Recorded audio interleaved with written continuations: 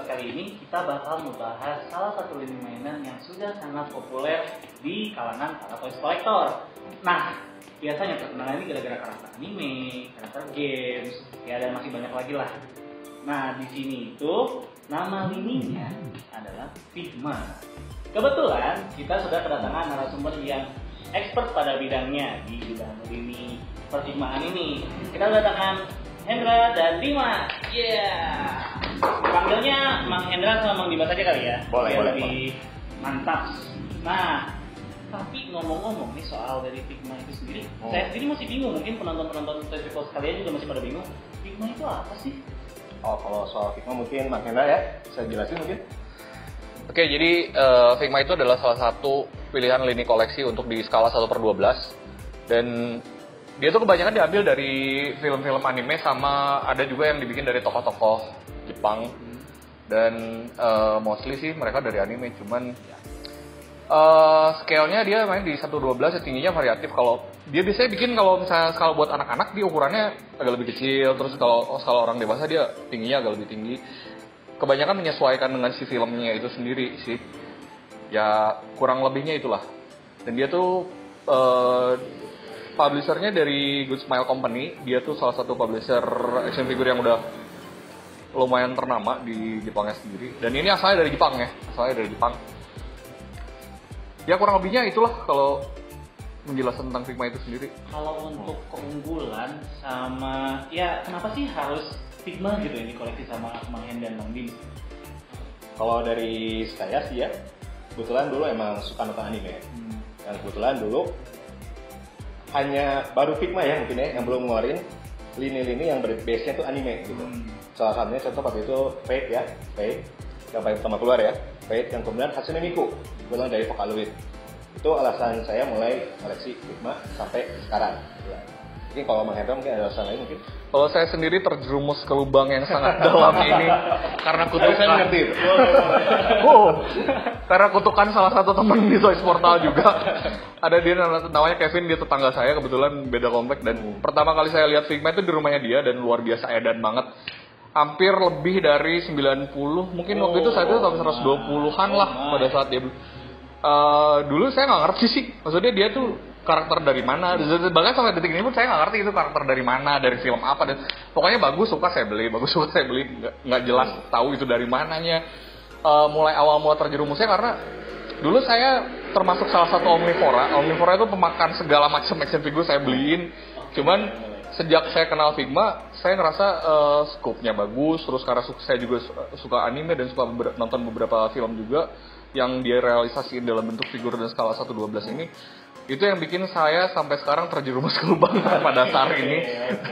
Ya mungkin pertama kali tahunya sih di situ. Kalau kenapa milih Figma ya salah satunya ada beberapa karakter yang memang saya suka banget. Itu salah satunya dari Dota, karena saya termasuk Dota player dari zaman Urdu.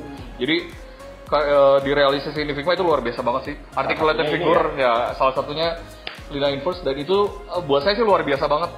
Salah satu karakter favorit kita direalisasikan dalam figur, dan kebetulan skala lininya masuk ke apa yang kita koleksi. Ya itulah.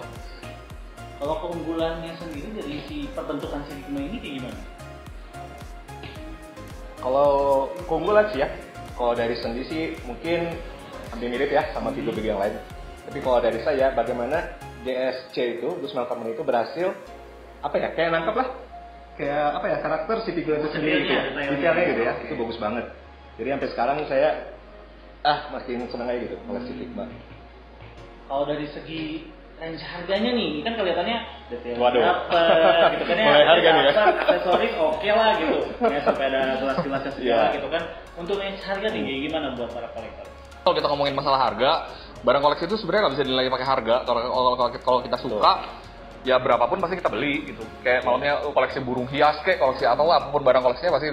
Nah kalau Figma sendiri harganya seperti saya bilang, kalau dari per awal saya koleksi dari 400 sampai 600 ribu itu udah dapat gitu. Dan kualitasnya ya sebenarnya nggak jauh beda sih sama Figma sekarang. Dan kalau sekarang mungkin untuk Figma rilisan baru 2017-2018 mungkin udah di kisaran 900 sampai 1 juta ke atas sih. Ya kurang lebih kalau gambaran harga mungkin sekitar segitulah. Kalau dari koleksi yang ada di sini nih, mana nih yang terbilang paling wow gitu? Saya sih bisa langsung nunjuk. Udah ada Udah, saya sudah tahu. Coba ya. Sebenarnya salah satu Figma termahal yang pernah saya beli karena belinya beli stok ready orang. Biasanya saya rada-rada alergi kalau beli barang mahal gitu. Cuma berhubung wishlist dan saya lihat review orangnya juga lumayan bagus. Bloodborne ini salah satu Figma yang saya beli dengan harga yang lumayan mahal. Bisa dibilang paling mahal lah. Detailnya sih. Bisa dibilang paling mahal yang saya pernah beli. Bloodborne nih tadi ya. Bloodborne. Adaptasi dari game. Nah, ngomongin soal harga nih, dan sih katanya dari penjualan Figma itu sendiri di Indonesia katanya semakin berkurang ya. Nah itu apa sih sebabnya, mungkin main sama Mang Dimas cerita?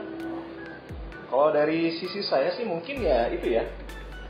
Kalau sebagai pribadi saya sebagai kolektor, harga makin mahal, tapi kadang Good Smile Company itu tidak menambah apa ya, semacam aksesoris mungkin ya. Sebagai barang semakin mahal, tapi produk ini aksesoris. Jadi hanya sebagai sebatas itu, kemungkinan juga karena Nexon sudah makin tidak terjangkau ya. Yang dulu kata Mas Hendra juga bilang dari 300-400 sampai sekarang bisa 1 juta lebih. Itu mungkin jadi berat ya untuk beberapa kolektor mungkin ya. Mungkin satu sisi itu, mungkin Mas Hendra bisa nambahin? Ya kurang lebihnya sih gitu, karena dari kalau dilihat perkembangan dari dulu sampai sekarang, Figma dulu tuh partnya memang luar biasa edan banyak gitu. Apalagi seri Sekikara tuh dari mulai mangkok, papan ludes segala macam itu, sikat gigi, gayung dan segala macam itu ada banget dan worth banget buat dibeli dengan harga cuma 300-400 ribu udah punya part sebanyak itu. Dan buat sekedar info, buat nyari aksesoris 112 tuh lumayan rada-rada edan susah sih, kecuali lu beli custom ke tukang diorama, lu pesen dan segala macam. Kalau sekarang mungkin dipermudah dengan 3D printing dan segala macam.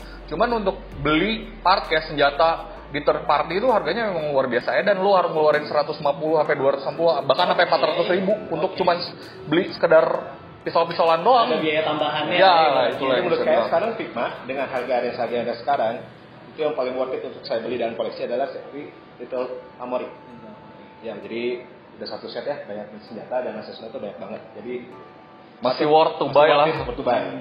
Akibat dari kasus tersebut, pernah nggak sih ngedenger kayak ada pengaruhnya nggak sama brand-brand lain selain Figma gitu? Kalau dibilang ngedenger, sebenarnya nggak usah ngomongin ngedenger atau enggak, karena kita sebagai kolektor pasti rasain sendiri gitu. Dari mulai gini lah, teman-teman saya yang koleksi dari tahun 2013 sampai sekarang itu udah lumayan drastis insutnya gitu. Termasuk temen gue yang racunin parah gue sampai sekarang itu dia sendiri udah bisa gitu. Jadi jadi kalau ngomongin pernah denger, bukan denger sih, kita ngalamin sendiri bahwa kayak sekarang kita mau nyari wishlist gitu. Dulu lu tinggal scroll di Facebook, di Tokopedia, di Instagram udah banyak gitu. Kalau sekarang lu nyari wishlist lu, kalau nggak PO ya rada-rada susah buat nyari-nyari, karena seller-seller gede sekalipun udah nggak bisa dihitung jari lah yang masukin itu Figma ke sini tuh bisa dihitung jari. Jadi ya mau nggak mau kalau misalnya ada Figma yang kita pengen ya mau nggak mau harus pre-order. Iya, betul. Kalau untuk harapan Mang Hendra sama harapan Mang Dimas ke depannya terhadap koleksi-koleksinya nih di lini Figma ini, harapannya seperti apa? Kalau saya justru harapan saya untuk terutama kepada Good Smile Company dan Max Factory. Ini terlihat dari beberapa koleksi saya, kebetulan banyak yang figur custom ya, Figma. Saya mengharapkan supaya mereka bisa ngeluarin figur yang lebih kasual. Soalnya rata-rata sekarang Figma itu ngeluarin ya dari versi tokoh ya, misalnya tokoh anime atau game, sama rata-rata ya baju sekolah atau baju kantor, dan itu menurut saya udah mulai membosankan. Dan sorry itu saya rata-rata yang banyak keluar itu malah ke Nendoroid. Ke seri Nendoroid ya. Betul, itu kasual. Makanya dari situ saya terpaksa membuat sendiri custom Figma saya sendiri.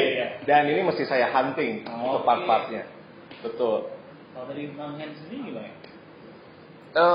Kalau harapan saya sih yang jelas lebih ya mungkin ya.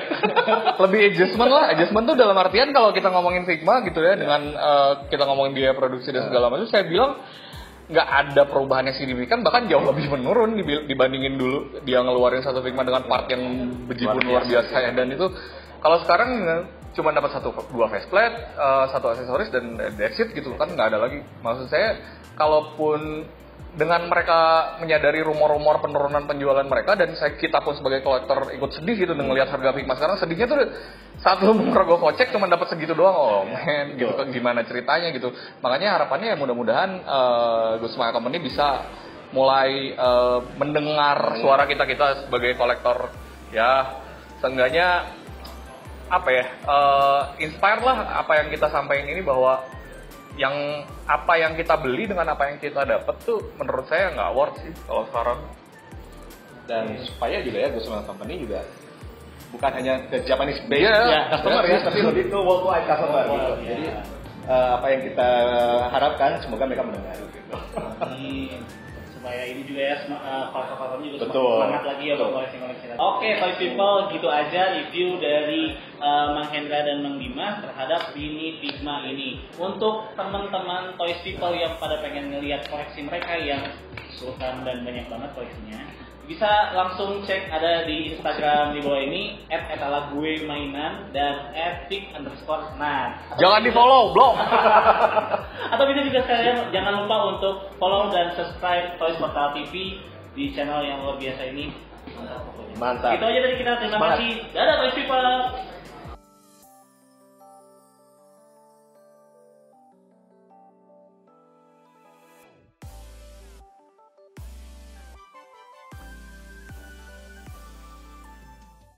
Action. Oh yeah, welcome back Toys People bareng sama kita semua. Salah goblok. Iya, Kak. Wah, jago kan?